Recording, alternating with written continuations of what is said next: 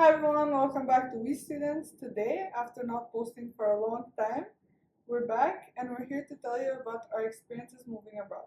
We've been postponing filming this video since we came. We moved in officially like a month ago to London. So we're finally back to tell you now about our lives. We're gonna start with talking about what inspired us to study abroad in the first place and how we chose the country and university we are at right now. I think I can say for the both of us that a lot of our motivations behind moving abroad came from being in an international school where it was accepted that after graduation You have to there's some people who stayed in Skopje from our school, but the majority went away. And so for me, it was something that I always planned just because of that setting that I was in. I'm studying law at King's in London. I chose England specifically because for my law degree, I have to study in an English speaking language. And I really didn't want to go to America, which I had planned to go there for a long time. But now with the current political climate, the issues with the student visas, and overall how expensive and far away it is, I don't think I would have survived being there, honestly. So I chose to come to England. I have a lot of people I know here as well from school. For me, I initially wanted to go to Germany. I then ended up going because similar to law, I have to know the language to practice architecture. And I couldn't be asked to learn German, even though I love the language. It's the same logic behind my decision as well. Like the US and the UK are both English speaking. I wouldn't want to go to the US. So I chose the UK. I'm right now at the Greenwich University studying architecture, if you guys didn't already know. And yeah, that's that. What were your biggest hopes and fears before we moved abroad? Biggest fear was that one, I'm never gonna go back home. And no, not I'm never gonna go back home and feel the same as as I did before I moved away. Like it's not gonna feel like it's my home because I'm gonna have to make London my home from now on. Hope Getting here alive. I was just hoping, bro, that I'm gonna like it here. Until now, it's been fine, but it's definitely not like Skopje. I don't think I had any specific hopes with moving here, to be honest, except normally the hope that I'll do good in school. My biggest fear was absolutely being miserable. I don't know why. I had a feeling that I would be so sad here, especially with the way everyone describes London as being cold, rainy. And it's not that much like that. It's not that bad. It is, but it's also winter right now. When we came here, it wasn't raining. But I it was think- hotter than Skopje. Yeah, I think the first time that it rained was like 2 weeks ago, and we've been here already for like a month and a half, so that was kind of shocking. So I had this perception of London as being really sad and gloomy, and I was super scared that when we moved here, we would not have the motivation to do anything, which isn't that far from being the truth, but We weren't crying constantly, Yeah. but at least once a day. what kind of preparation did we have to do before leaving? So documents, finances, etc. So before we came, we had to finish CAS. CAS is basically confirmation of study, right? Yeah, it's confirmation that you're accepted to your studies. Yeah. I had to find a lot of documents to put into my CAS. Half of them I think were useless, but whatever. So I had a very big problem with that. So for whoever's watching this, make sure to finish your CAS way beforehand, the moment they send it out. And that delayed my visa, and the whole thing was like a mess, but it was fine in the end. For her, it was really hard. For me, for Kings, they just asked me to confirm my document number for my passport and my last name and my email. And that's why I was late, because she did it before me, and she said, oh, it's not that big of a deal, it takes 10 minutes, it's fine, blah, blah. I'm like, okay, perfect. Other than that, finances, I mean, we just had to make our monthly allowance with our family, but that's something that's very individual. Even between the two of us, it was very different for finances because she needs to be able to have money to fund all of her projects and materials for her projects, and I don't have anything school related that I need to spend money on, I think. And they don't even charge them for printing. Printing at their school, bro. Yeah, they don't charge us for printing. I printed out 60 pages of documents and it was free. And then on her university, they do charge it. So And they charge more for size, color, I get everything, bro. Okay, what was the first impression when we arrived in London? When we came to look at the apartment and we went out together, like we went out at night, it was so surreal that we're gonna live here, you know? Like, I would consider that my first impression. Like, going out, me and you, and just, I couldn't grasp the thought that we're gonna be in this big ass city by ourselves. Especially because we haven't gone out since. Okay. Also, another thing that felt really weird is the fact that when I thought about it, I won't see 90% of the people I spent the last 7-8 years of my education with. For me, I never cared about that. I didn't have that many friends in school. Did you experience culture shock when you came here? Hello? At some extent, yeah, I feel like the people here, that's the hardest part for me, that like the people here are so different to what we're used to. They're very nice, but that's the problem, you know. I feel like they're fake nice, and I can't make connections with people as easily. And that's a very hard part because I feel like we only have each other, and you don't feel like you can do anything else except for like stay home or go out with you, or I don't know, like there's nowhere to go, I feel like, even though it's such a big city. Yeah, I feel like because we're in private residence, it was much harder. Like, a lot of people in school already made friends with their dorm mates, and then they formed little cliques based on nationality as well. And since we're literally only 4 people from Macedonia, that's not really a clique, is it? And other than that, the culture shock would definitely be regarding the people, how they've spent their teenage years. Because Oh my god, oh my god. we've gone out to like a few clubs and a few parties now, and I think it's safe to say that there's, compared to the Balkans, I feel like in Skopje and in Balkan countries, it's so normalized to the point where people from there have more character development because they've experienced And not way to more sound things. rude, you know, but that's just how it is. Like, Yeah. we have started going out or drinking and doing stuff like that from a very young age, to the point where we're over that now. And that isn't a good thing, but it's just a very different like cultural boundary, I guess. Yeah. And the reason why that's bad, I would say, is because a lot of the people, for example, that I've met in like school related events or society events, it's their first time going out, like actually going out. So they're gonna drink way too much, they're gonna do really stupid things, and they don't take their education that seriously, which for me was really like a really big shock, because King's in general is known like as a prestigious school. So when I go to class and everyone's coming hungover in the middle of the week, it's kind of like, okay, what are we doing, guys? We're 18, 19, there's some people that are 20, 21, and they're acting like it's the first time they've been out past 10 p.m. But even the clubs, I feel like they play such old music, like old party music. It's not even the old party music, it's the fact that it sounds like they're just closing tabs on YouTube. Why is there a DJ? It's literally like me playing Spotify at home. Even that has more mixing between Yeah, right. the tracks. I don't know. And when you go to a party, it's literally Love Island. Everyone's just trying to hook up. Yeah, so for whoever wants to move to London and thinks they're gonna have so much fun partying and everything, you're not gonna. So how did we adjust to living independently? It was really hard, especially when we lived in the other apartment. For context, we lived in another apartment that's one of our parents' friends for 2 weeks, and then we moved to our private residence here because the apartment wasn't free yet. There it was really hard first getting used to doing the chores. I don't know about you, but I've never done chores at home. Like, I've learned, like my mom has taught me how to do them. I've done them a couple of times and then I've gotten bored, so I've never done them. It's really hard getting used to the fact that like when it gets messy, I have to clean it, or like I have to pick up after myself and stuff like that. But I feel like after we moved here, that like changed. It's not like it's perfect now, but it has been better. I would say the same thing. The only time I've ever really done my own chores is when I've been in Ohrid over the summer. And even then, I've usually been to Ohrid with at least like 3 to 4 other people. So I didn't like need to do that much. The biggest problem wasn't getting used to doing the chores, but it was mostly the fact that I would see everything as dirty. I have to clean my room like 5 times in order to be sure that it's actually clean.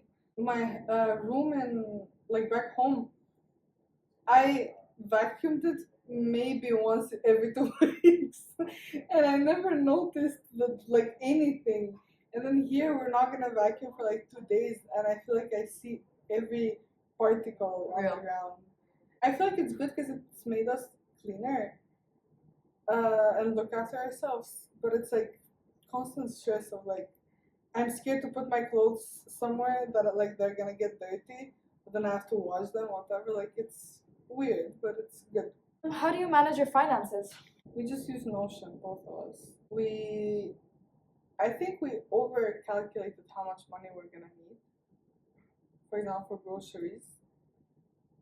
Uh, that's it. We just use Notion, write down like we have categories, how much money we want to spend a month for each thing, and then how much we want to save a month. And for example, let's say I have a £50 budget for shopping.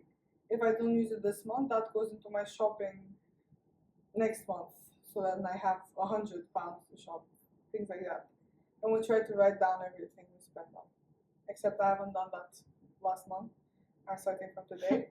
She has been doing that. So how's your experience with that?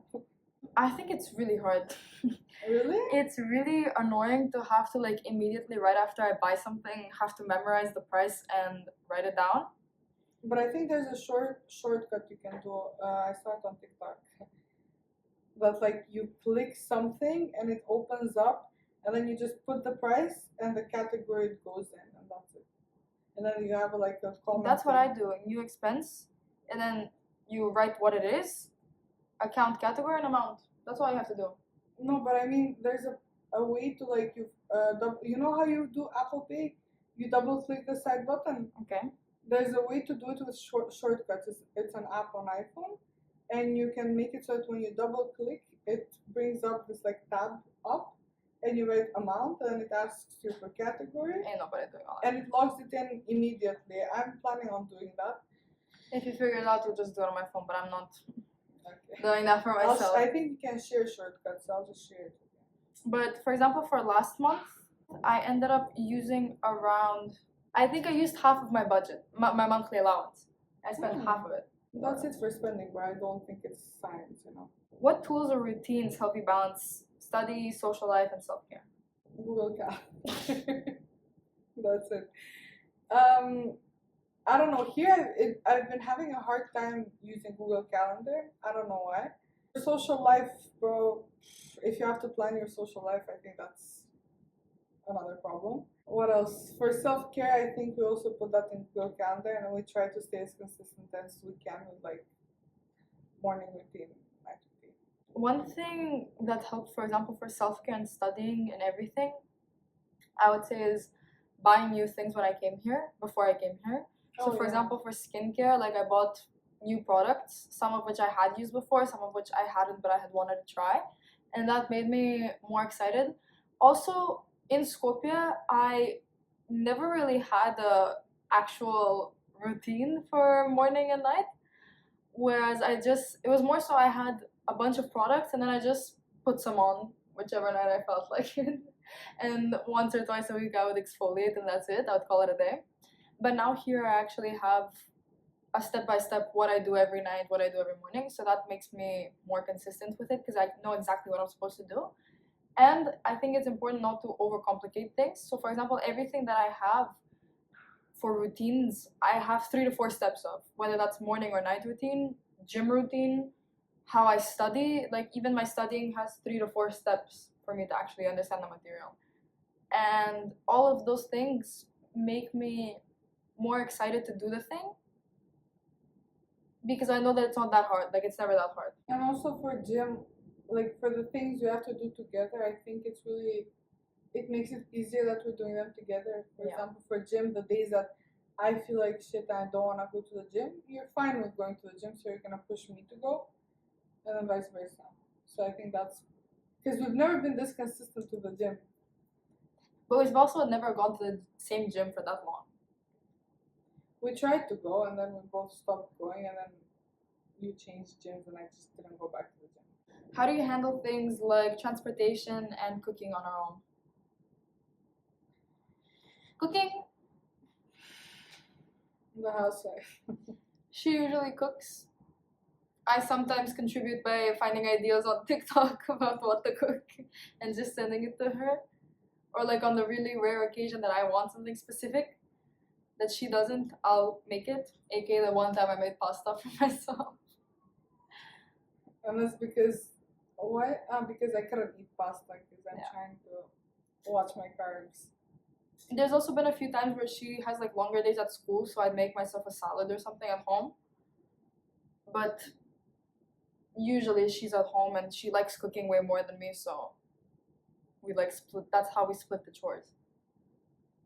For transportation, I feel like it's been so hard. I was gonna say it's been really easy. I hate it because in Skopje I'm used to having a car, so like having to think about walking 10 minutes to the metro to the bus, and then getting off the bus, and then walking 10 minutes to the place that we're going to, and then doing the same thing when we go home. I hate it so much. Like, I got used to the routine of like getting out of my house in the car, parking the car in the most illegal place just so I don't have to walk, and then walking in. So I feel like that's why it's been hard for me, and that's a part of the reason why I don't like going to school or to classes, and also I don't like going out here because it's like too much walking, too much everything. You have to find metro and what's the easiest way to go there, but then no walking, but then Yeah, but at the same time, with how we're new to London, it's been relatively easy figuring out which, for example, bus to take, which metro station, how many stops, because Google Maps tells you everything, including name of the platform, name of the stop, everything. Yeah. So it hasn't been like extremely hard. I will say one downside is the fact that we're very used to, at least I am, to the, because I up until recently didn't have a car in Skopje because she's older, so she had it for longer. And I was really used to taking like public transportation if she were to not take me or my parents weren't taking me. And for example, the buses in Skopje are so easy to figure out because you don't even need to figure them out. You just kind of go to Partizanska to one of the stops, and literally any bus that comes, you can go in it. Here you have to make sure, sometimes there's 3 bus stops next to each other, and the one bus you need will only stop at the third one but not at the first one. So you have to like be really careful about where you stop, because there's only 1 or 2 buses that are going to take you directly from one stop to another to get you to your destination. And you never know if it's going to come on time or if it's late or if it's never going to come. Yeah, even in Skopje, like they do get delayed or they sometimes don't show up, but then there's 2 minutes after a different bus. But they should do the same exact place. Here, every bus has like different stops, so it's really hard to account for like the delays. But other than that, figuring it out isn't that difficult. Yeah. I feel like I thought it would be way more hard than it is. Way harder than it is. Last thing, what advice would we give to students planning to move abroad that we wish we would have known before moving? I think I don't think we've lived here long enough to give like too much advice. But number one, I feel like it would be to not think of it as that big of a deal and not to over plan everything. Because everything's gonna change when you come here. It's never gonna be how you imagine it's gonna be. I agree. And I think it's really important to understand how many people are in the same exact situation as you, and that the people around you, like all of the students in your class, in your dorm and whatever, have the exact same experience of feeling scared and alone, and that it's realistically never that deep because it's always going to pass. All it takes is just time to get used to things, to make friends, to get on track with school, and to adapt to the changes that you're facing right now. Also, we have 5 questions from Instagram that we asked people to like do a Q&A. Maybe it wasn't that smart to do it in the middle of summer where no one's actually going to take time to ask questions, but there was people. Stefan Petkov, first up. I don't have a question, but I just want to say I'm your biggest fan. Also, how do I get? Thank you, Stefan, for being our biggest fan. Stefan, by the way, is our friend. No, he's not our friend. He's our biggest fan. Thank you, Stefan, for being our fan. Next, how scary was it on a scale of 1 to 10? Like a 5. Yeah, 5. A 5 because it was never... First 2 weeks it was a 7. Yeah, and then it went down to a 6. And then a 5. And now I feel like it's about a 2. Because like it's not scary, especially since we figured out how to do everything for ourselves. Mm-hmm. And I feel like I got very used to this. So now I'm scared to go back to Skopje because I don't know how different everything's gonna be. Yeah, me too. I've been thinking about that lately, actually. How did you apply to your school and accommodation there? So for school, we talked about this in our episode with our guidance counselor, Miss Vukova, how to apply. And then for accommodation, we just searched up private accommodation residences and then found the first one. Yeah, Uncle was one of the first ones. No, it was literally the first ones. We first looked at a few apartments. Yeah. And then we realized it's better to get something like more of a residence. And this was the first one that popped up, so we just... Next, is it hard connecting with people and finding friends? I think we already covered this with the cultural differences. In general, it's really not hard to connect with them because, for example, in my tutorials and seminars, I'll just, I talk to a lot of people during my classes. It's just that I won't connect with them to the point where, we're best friends. But again, if I were to be in a private dorm, in a school dorm, sorry, I would have put more effort into making those bonds, stronger. Now, I know that I come home and I have her at home. I'm going out and I have her and Marin, and maybe Nole, if he decides to come with us that one day. So it's kind of whatever. I don't really need to make any new, really, really good friends. But even with that thought in mind, I'm still able to talk to people during classes, follow them on Instagram, text sometimes, etc.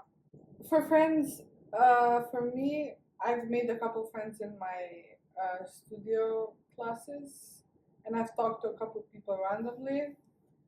It's fine. It's not hard to make friends for sure, because no one has friends when they move. Yeah, when they move or when they go to college. So yeah. Anyway, that's it, guys. Thank you so much for watching, and we'll see you next Sunday. Bye.